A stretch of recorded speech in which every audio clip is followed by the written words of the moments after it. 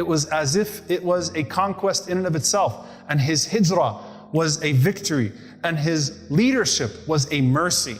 His leadership was a mercy. Why? Because Umar radiallahu anhu upheld the rights of who? The weak and the oppressed under his khilafah. His khilafah is the noted khilafah of justice for those who were weak and those who were oppressed. And he said, لَقَدْ رَأَيْتَنَا, I remember the days, وَمَا نَسْتَطِيعُ أَن نُصَلِّيَ بِالْبَيْتِ حَتَّى أَسْلَمَ عُمَرْ فَلَمَّا أَسْلَمَ عُمَرْ قَاتَلَهُمْ حَتَّى تَرَكُونَا فَصَلَّيْنَا.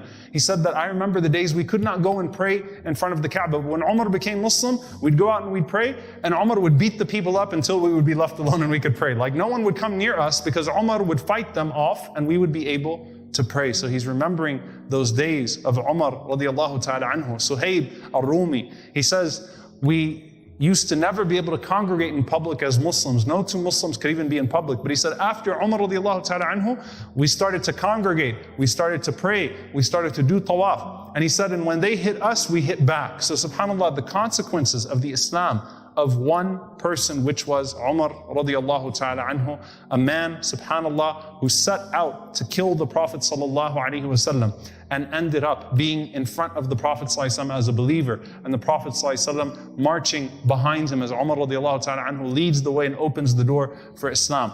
A man, subhanAllah, who set out to kill the Prophet sallallahu alaihi wasallam and ended up being buried next to him.